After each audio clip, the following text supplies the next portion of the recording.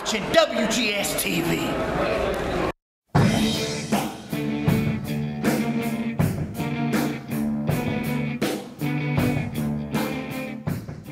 Welcome to another installment of WGS-TV right here on YouTube.com/WrestleGamer and ZFXTV. I'm Double B Billy Boudreaux, being joined by Mick37. Mick, how you doing? Pretty good. How about you? Doing just fine. Here we're going to talk about Monday Night Raw for the week of September 10th, 2012. And we're going to open up the show with, of course, the return of Bret Hart. This week's Monday Night Raw was from Montreal, and this is Bret Hart's first actual in-ring appearance in Montreal since the famous, or possibly infamous, Montreal Screwjob back from 1997 involving him, Vince McMahon, and Shawn Michaels. But he came out to probably one of the loudest pops I've ever heard in Montreal in quite some time. Started to cut a promo about, him being back in Montreal and how great it was, and then out comes CM Punk to around the booth to confront Bret Hart, and basically, WWE is... Mick, I don't know if you're getting the same vibe as I am, but I believe that WWE is trying every which way but Sunday to get CM Punk to turn fully heel, and I believe when they had him go out there to around the booze and kind of attack Bret Hart verbally in the promo, that might have been one of the good ways to turn him heel in Montreal. Yeah, it's perfect. Yeah, it was a great segment, though. It was a great way to open up Monday Night Raw. Two guys who, Bret Hart known for having great mic skills, and CM Punk always golden on the microphone. I'm going to go 4 out of 5 in this opening promo. Well, I didn't get to watch the opening promo, so I couldn't really give it a score. All right, well, the opening matchup on this week's Monday Night Raw featured a lot of the champions. We had the tag team champions, Kofi Kingston and R-Truth, taking on the Intercontinental Champion, The Miz, and the United States Champion, Antonio Cesaro. Quick note to Oksana, nobody gives a flying poop if Antonio Cesaro can say one word in 5 different languages, so stop it. I mean, that part is just getting absolutely annoying. You're basically there, Oksana, to be eye candy, and you're not much of that either. You're somewhat hot, but you're not all that. So don't even start, Oksana. But anyway, this was a good match between the tag team champions and the Intercontinental and the United States Champion. Of course, we have to have the tag team champions go over because I really don't know how it would affect it. Or if it really wouldn't, really matter if the United States Champion or Intercontinental Champion pinned the Tag Team Champion. So, but it was still, basically what it looked like, Mick, this was kind of like maybe sort of a preview of what to expect Night of Champions with all the champions being out there. Well, except for the WWE Champion and the World Heavyweight Champion. But great match nonetheless. So I'm going to go 4 out of 5 on this one, Mick. I think you have got a chance to see this one, right? Yeah. Your thoughts? It was really good, so I have to give it a 4 out of 5. Next up, we had the 6-Diva tag team match. We had Eve, Caitlyn, and the Divas champion Layla taking on Alicia Fox, Natalya, and the returning Beth Phoenix. Let me just say this right off the bat. The Divas division is just really flatlined worse than the tag team division in the WWE. I mean, it was really getting out of hand. Whoever's running the Diva division now in the WWE backstage really, really does not know what they're doing. They really don't know what they're doing. However, this little thing that got going on between Caitlyn, Layla, and Eve is maybe starting to get a little bit intriguing, Mick, because nobody really knows what they're doing with Eve right now. I mean, she's supposed to be the assistant to Booker T, and now she's trying to get mixed up in this thing with Caitlyn and Layla of sorts. I mean, I really don't know what to think. What do you think, Mick? She's going to try to hop into the title mix sometime between now and Night of Champions, obviously. Eve, Caitlyn, and Layla got the win when Eve hit that unique neckbreaker finisher and got the pin. So I'm going to go 3 out of 5 on this. That's all I can say. I mean, they brought back Beth Phoenix, but did they really utilize her in the match that very much? Not really. I really don't think so. So, Mick, your score? I'd have to give it a 3 out of 5 just because it was very mediocre. We had a Raw Active match for this week, and it was the fans' choice to choose CM Punk's opponent. It would have been either between Brodus Clay, Jerry the King Lawler, or Randy Orton. Mick, if you had your chance to vote, who would you have voted for? Who would I have voted for? I'd have stuck with Randy. With Randy Orton? Yeah, me too. Randy Orton got overwhelmingly the 75% of the vote, and this is probably the first time CM Punk and Randy Orton have gotten, had a one-on-one match since their WrestleMania match about a year ago or a year or two ago, and it was still a really good matchup. But however, the predictability of Dolph Ziggler running in for interference. It was very, very, very high. It was something I was kind of expecting, but then it turns into a tag match because Jerry Lawler came in to make the save, and then we have Randy Orton and Jerry Lawler taking on Dolph Ziggler and CM Punk. But here's the interesting thing, Mick. They're playing a lot more to this thing with him and Paul Heyman. I said it on last week's review. Normally when you get a manager brought in or a representative like Paul Heyman is, and it's usually because the current talent, the current wrestler, really doesn't have that good mic skills. And they usually have the manager speak for the wrestler. I.e. Brock Lesnar. Brock Lesnar can't talk worth a damn. But bring him in with CM Punk has got great mic skills. So he really doesn't need a manager. So I'm still kind of puzzled, Mick, as to what they're going to be doing with Paul Heyman and CM Punk. Well, they did the same thing with Stone Cold back when he came in, and they did the whole thing with $1 Million Man. Well, yeah. And he could talk fine, but he ended up successful. So I think what they're doing with CM Punk is, since he's considered a Paul Heyman guy because they got him into the company, is they're going to do a big flock with that, and it'll eventually be over, but, it'll last while it lasts. The matchup in itself was still really good, and they're really starting to play up this thing with Heyman and CM Punk, so it's making fans interested, and they really want to see where they go next with this whole thing with CM Punk and Paul Heyman. Possibly we're going to see an appearance by Paul Heyman at Night of Champions this Sunday, you never know. 4 out of 5 for me on this one, Mick. What do you think? I'd have to agree with you. Then, before we get to the next match, the very next segment, we had the Primetime Players talking with AJ, thinking that they're the #1 contenders for the tag team title since they won that triple threat on SmackDown. And AJ says, nope, sorry, that you're not the tag team #1 contenders just yet because you haven't beaten all the teams. And they asked who their next team was. It was going to be, according to their therapist, Kane and Daniel Bryan. Okay, I said it on my tout, tout.com/u/WrestleGamer. Follow me on tout, guys, if you want. And I said, it was kind of obvious what was going to happen, and Mick, even you said it was kind of obvious what was going to happen next, right? Yeah. Well, we'll talk about it when we get to the match. The next match, Heath Slater wanting a return match with Zack Ryder because he lost last week. Okay, at least they're trying to do something with Slater and Ryder. And Ryder comes on the Titantron and says, well, you're not going to get Ryder, but you're going to get a Rye someone. And, of course, the only other Rye person in the WWE is... Ryback. That's right. And it was basically Heath Slater just getting squashed like crazy by Ryback. At least the old pink eye is gone. But, Mick, I got to ask you, they updated Ryback's WWE theme. Good move? Bad move? What do you think? Good move. They just need to give him a bigger push and put him against bigger people now. And Heath Slater doesn't really count. Oh, yeah, you got a point there. So, do you have any idea who's singing Ryback's theme? Because, I don't know my rock music all that well. But it kind of sounds like Saliva. The guys that did a couple of themes, they even did their own version of Jericho's Kingdom by World theme. And they did one for the Dudley Boys as well. I really can't tell who it is, though.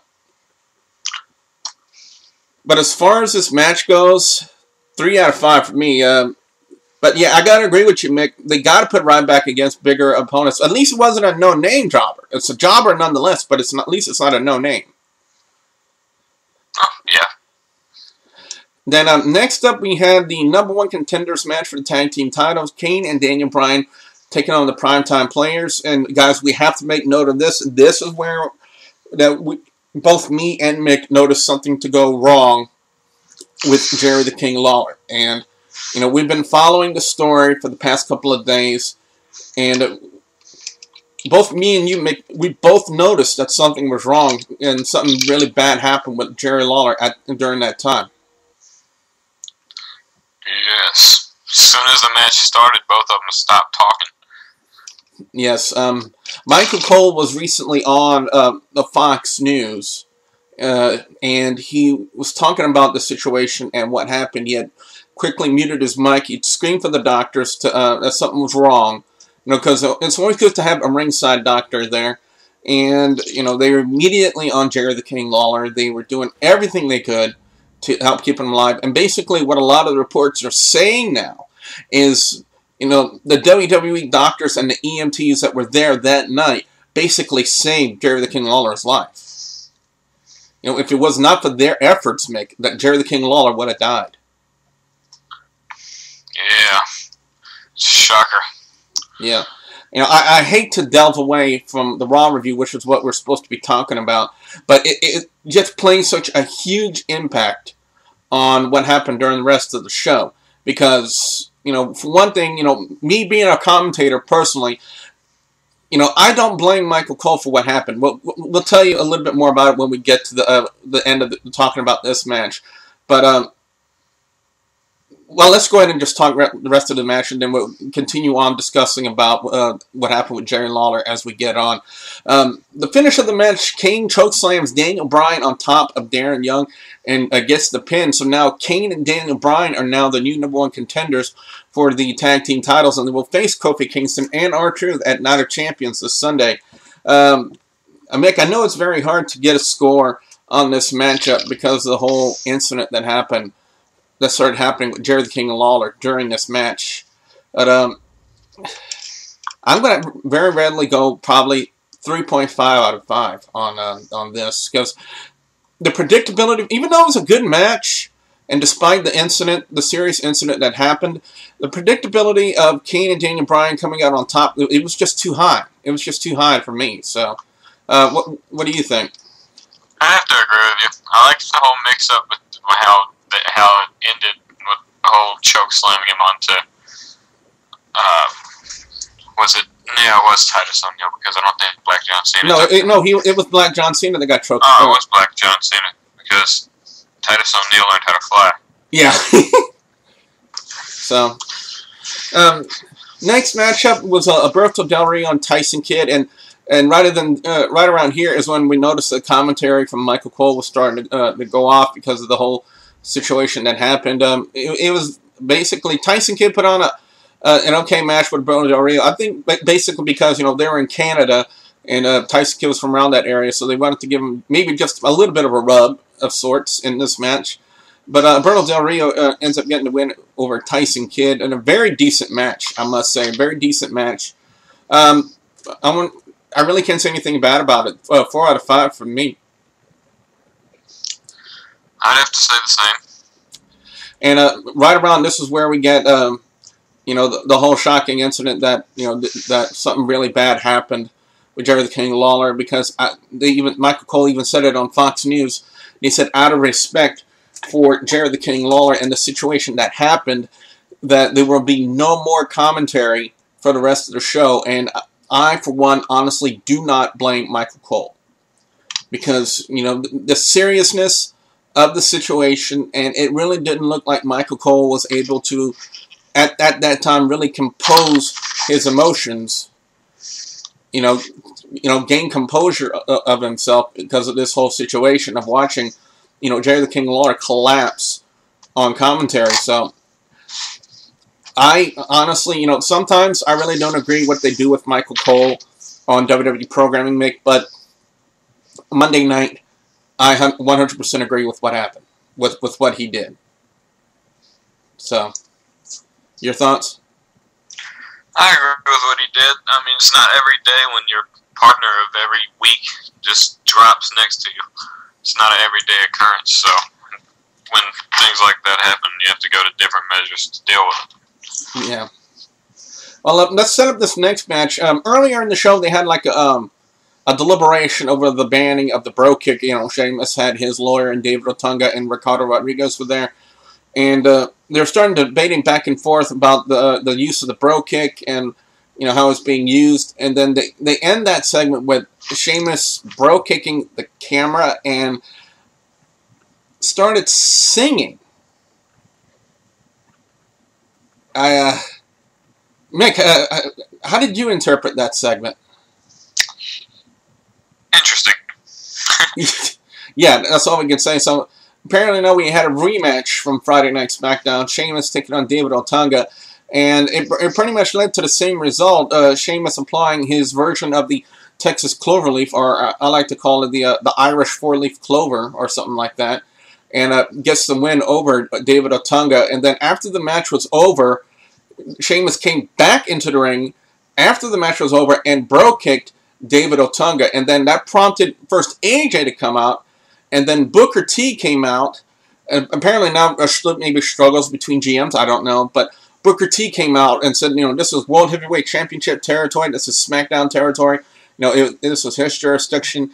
And by all means, storyline-wise, Booker T was correct in that statement. So, but he came out and Booker T said the next time that Sheamus uses the bro kick in any form, any facet, anywhere within the confines of the WWE, that he would be stripped of the World Heavyweight title because of this investigation. So apparently bro kick, for the time being now, is permanently banned from the WWE. So anyway, as far as this matchup is concerned, it was okay. So I'm going to go 3.5 out of 5 on this one. Mick, your thoughts? 3.5 out of 5 because I figured it was predictable that he was going to kick somebody in the face with the bro kick. Then next up, we had Cody Rhodes and Rey Mysterio. Great match between these two. Again, they got to be going somewhere with this whole thing with Cody Rhodes and the mask. You know, maybe more centered around Sin Cara rather than Rey Mysterio, but you know, it's still, nonetheless, it was a good match. But here's the interesting thing: The Miz came out and behind the referee's back attacked Rey Mysterio, and then Cody Rhodes takes advantage and gets the win in this matchup. Then The Miz comes in and looks like he's about to jump on Rey Mysterio, and then Cody Rhodes grabs The Miz, gives him the crossroads, and then holds up the Intercontinental title. So, Mick, are we seeing Rhodes being pushed back towards the Intercontinental title because of this? Yeah. I believe that's where they're going with it, because he grabbed it. But now, who's more likely to turn face in this thing? Would it be Cody Rhodes or The Miz? That's the question I would like to know. Because I think the fans are more catching on to The Miz. And he actually, last week on commentary, he was kind of acting like a face. You know, he was bashing CM Punk for walking out on his match against Sheamus last week. So, really hard to say. So, maybe we could see another champions, Miz and Cody Rhodes, for the Intercontinental title. Or possibly even a triple threat, Miz, Cody Rhodes, and Rey Mysterio. You never know. 4 out of 5 from me on this one. Mick, your thoughts? Oh, Mick has stepped away for a minute, so... But, Mick, are you back? Yeah. Alright, your thoughts on Cody Rhodes and Rey Mysterio? I have to give it a 4 out of 5 for being entertaining. It's a little different without commentary, but the match in itself was good. All things considered. And then we ended the show with Bret Hart talking to John Cena about, you know, his matchup with CM Punk at Night of Champions. Then CM Punk comes out, and they're basically having a, you know, it's basically what it was in this final segment was a huge build into this match up at Night of Champions. And basically, now it kind of cemented CM Punk full-on heel, John Cena full-on face. Apparently, they really needed to use that segment to do that. And, you know, it was a nice build leading up into their match for Night of Champions. I'll give WWE that. You know, all things considered what was happening that night, they still had a really nice build at the end of the show with Bret Hart, John Cena, and CM Punk. So I really enjoyed it. It was a really good way for them to lead into their match. 4 out of 5 from me on this one. Mick, your thoughts on it? I'd have to give it 4 out of 5. Got the attention off what was going on outside. Yeah. For a minute. Definitely did. Overall score Monday Night Raw this week, I'm going to go 4 out of 5 on this one. He had a great opening with Bret Hart and CM Punk. The tag match with Kofi Kingston, R-Truth, Miz, and Antonio Cesaro was okay. Really didn't understand the point of the 6 Diva tag team match other than a lot of eye candy. Very concerned about Jerry the King Lawler. I'm glad for right now the news reports are saying that he's okay and his vital signs are stable. That's always good news to hear.